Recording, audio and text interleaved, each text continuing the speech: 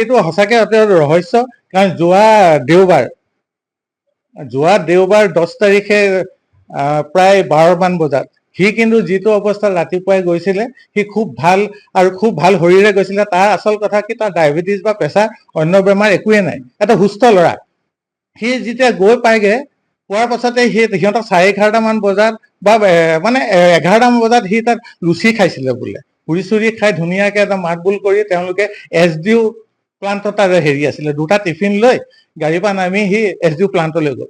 SDU প্লান্টলৈ গৈ পিনি আমি যিটো শুনা কথা, কাৰণ কেলে ইণ্ডিয়ান অইল এটা ইমান বৃহৎ এটা মানে ইমান ডাঙৰ এখন ৰিফাইনেৰী হয়, তাত বোলে CC কেমেৰা নাই।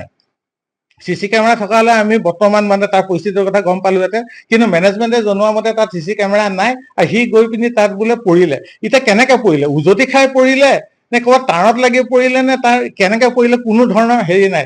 যেতিয়া CGM ছাৰে ফোন কৰিছিলে, তেতিয়া মই ছাৰক এটা কথাই কৈছিলো যে ছাৰ তাত CC কেমেৰা আছে নাই, কাৰণ কেলে কোনো নাছিলে। সি যেতিয়া তাত পৰা সময়ত কিন্তু তাত কোনো নাছিলে। তাৰ লগৰজন যেতিয়া দৌৰি গৈ দেখে, তাক যেতিয়া বুকুৱে চুকুৱে অলপ হেৰি কৰে, একো মাত নাই, মাত্ৰ কেক এটা শব্দ দিলে, তাৰপাছত সি তাতেই কিন্তু ডেথ হ'ল। ডেথ হোৱাৰ পাছত তাত ৰিফাইনেৰীৰ পৰা আমাৰ যিখন মানে এম্বুলেঞ্চত অনা কথা আছিলে, এম্বুলেঞ্চখনো মতাৰ লগে লগে অহা নাই। প্ৰায় 15 মিনিটৰ পাছত আহিলে, আহি পিনে আমাৰ IOC হস্পিটেললৈ আনিলে। IOC হস্পিটেলতো কোনো ধৰণৰ চিকিৎসা নহয় বোলে তাতে ডেথ হ'ল, সেইকাৰণে আমি একো কৰিব নোৱাৰো। তেতিয়া আমি এটা কথা কৈছিলো, আপোনালোকে কিবা এটা লিখিত দিয়ক। তেওঁলোকে ক'লে আমি একো লিখিত দিব নোৱাৰো, সেইকাৰণে আপোনালোকে বোলে চিভিল লৈ যাওক। চিভিললৈ আনিলো, চিভিলতো তেওঁলোকে ক'লে যে ডেথে হ'ল। তথাপিও মানে তাত খুব কটা কটা হ'ল। তেওঁ মিছেছে হওক বা আমাৰ বৌ বা মোৰ মিছেছ চবে কটা কটা দেখি তেওঁলোকে এটা ফৰ্মেলিটি যে কৰি পিনি কৈছে ডেথ হৈ গ'ল। আৰু তেতিয়া মই এটা কথা তেওঁলোকক সুধিছিলো, তেওঁ যদি কিবা কাৰণে কিবা কমালে গৈছে নি, তাত যিগৰাকী ডক্টৰজনক ক'লো যে কমালে যদি যায় তেনেহ'লে মই কফিন বক্সত সোমাবলৈ নিদিওঁ, সেই বক্সটো যিটো বক্সত সোমাই থব।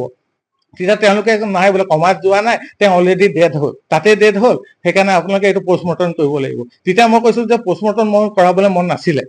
কিয় নাছিলে মানে, ইমান ডেকা ল'ৰা এটাক আকৌ কটাকটি কৰাটো মই বিচৰা নাছিলো। তেতিয়া ক'লে নহয় বোলে পষ্টমৰ্টম কৰিবই লাগিব। তাৰপিছত থানাৰ পৰা পুলিচ আহিলে, পষ্টমৰ্টমলৈ লৈ গ'ল। সেই পষ্টমৰ্টম মই তাক লৈ গৈ তাত কৰালো।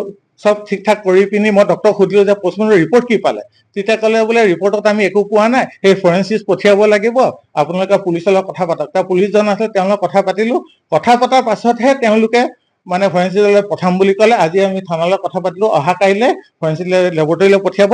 তাৰ পাছতহে বোলে তেওঁলোকে আমাক সঠিক খবৰটো দিব, আচল কথা কি হৈছে।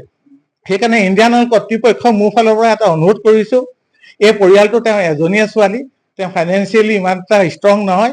তেওঁক IOC ফালৰ পৰা স্পট ডেথ হোৱাৰ বাবে তেওঁলোকে যিখিনি কৰিবলগীয়া আছে, ফাইনেন্সিয়েলিটো তেওঁলোকক এটা ছাপোৰ্ট দিব লাগিব। আৰু এই পৰিয়ালটো খাবৰ কাৰণে যিগৰাকী তেওঁৰ পৰিবাৰ আছে, পৰিবাৰক তেওঁলোকে কিন্তু চাকৰি এটা দিবলৈ আমি এটা অনুৰোধ কৰিছো, যাতে মেনেজমেণ্টে আমাৰ অনুৰোধ স্বীকাৰ কৰি লৈ আৰু আমাক যাতে এই পৰিয়ালটোক উদ্ধাৰ কৰি দিয়ে, তাকে মই প্ৰাৰ্থনা কৰিছো। CC কেমেৰাটো থাকিবই লাগিব, কাৰণ মই নিজে এজন ডিগবৈ ঠিকাদাৰ সন্থাৰ মানে প্ৰেচিডেণ্ট হয়। মই গোটেইখিনি প্ৰায় কথা মই জানো। তাত তেওঁলোকে CC কেমেৰা বা ছেফটি চিকিউৰিটিৰ কাৰণে তেওঁলোকে কৰোৰ টকা খৰচা কৰে। যিটো অৱস্থাত যিটো জেগাত তেওঁৰ মানে মৃত্যু হৈছে, সেই জেগাডোখৰত কিন্তু CC কেমেৰা অতি প্ৰয়োজন। সেইটো হৈছে SDU চাব ষ্টেচন, যিটো চাব ষ্টেচনৰ ওপৰতে গোটেই SDU চলে। তাত কি কাৰণে বা কি আছে নে নাই মই ভালকে নাজানো। যদি নাই বুলি কৈছে, এইটো কিন্তু অতি পৰিতাপৰ কথা।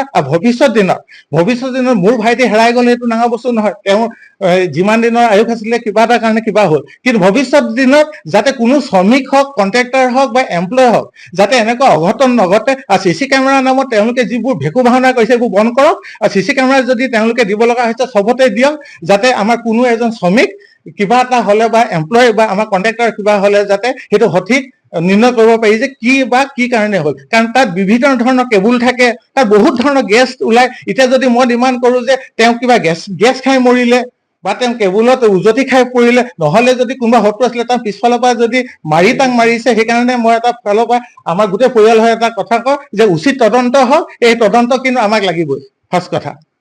ধন্যবাদ। সেইদিনাখনতো তেওঁ সুস্থ শৰীৰে গৈছিলে ডিউটিলে, তেওঁ সম্পূৰ্ণ সুস্থ। তো গৈ পেলাই পটককে মোৰ ফোন আহিলে যে এনেকে তেখেত বোলে মূৰ ঘূৰাই পৰিলে বুলি ক'লে। তাৰপিছত মই লৰালৰিকে গৈ বৌহঁতক ক'লো যে মূৰ ঘূৰাই পৰিলে, এনেকে খবৰ আহিছে। তো মই বোলো হুচ আছে নাই সুধিলো। তো কৈছে বৌ বোলে মই একো ক'ব পৰা নাই তেনেকে ক'লে। আপুনি আহকচোন বোলে মেডিকেল লৈ গৈ আছো বুলি ক'লে। তো সেই মেডিকেললৈ বুলি লৰালৰিকে আমি গ'লো। গৈ পেলাই দেখিলো আপোনাৰ তেওঁ মানে মেডিকেলত গৈ মানে কোনো ডক্তৰ তেনেকে নাই, আপোনাৰ হেৰি ডক্তৰ আছিলে, সেইদিনাখনতো দেওবাৰ আছিলে, তো আপোনাৰ কি ডক্তৰ আছিলে ইমাৰ্জেঞ্চি ডক্তৰ আছিলে। তেখেতে চাই পেলাই এনেই কি কৰিলে নিজে নাজানো, তাৰ অক্সিজেন নাই, একোৱেই নাই তাত। তাৰপিছত সুধিলো কি হ'ল কি নাই, তাৰপিছত ক'লে অলৰেডি বোলে তাতে ডেথ হ'ল বুলি ক'লে, কামৰ জেগাতে ডেথ হ'ল বুলি ক'লে। তো আমি মানে মনৰ শান্তিৰ কাৰণে মানে ভাবিলো ইয়াত মানে ভালকে ট্ৰিটমেণ্ট হোৱা নাই নেকি, সেইকাৰণে ভাবি বোলো ডিব্ৰুগড় লৈ যাওঁ ক'লো। তাৰপিছত ক'লে ঘৰৰ মানুহে চবে ক'লে নহয় গভৰ্ণমেণ্টত এবাৰ লৈ যাওঁ। তাৰপৰা তাত গৈ চালো, তাত অকণমান ট্ৰিটমেণ্ট কৰা নিচিনা কৰি দেখালে, অক্সিজেন দিয়া নিচিনা, তাৰপিছতে আপোনাৰ চেলাইন দিয়া নিচিনা দেখালে। কিন্তু মানে সেইখিনি আমাৰ মনৰ সান্তনাৰ কাৰণেহে কৰিলে, অলৰেডি তেওঁ কামৰ জেগাতে ডেথ হ'ল মানে সেইটোৱে। তাততো থাকিব লাগে, আপোনাৰ ইমান ডাঙৰ ৰিফাইনেৰীখন তাততো থাকিব লাগে।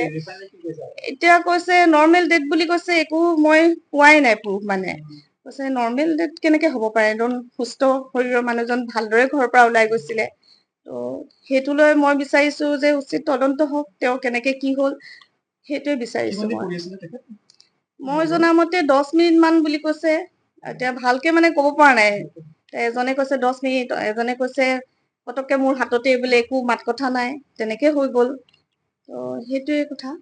মই মানে যিকোনো খবৰৰ বাবে যোগাযোগ কৰক আমাৰ এই নম্বৰত 9181 307 221।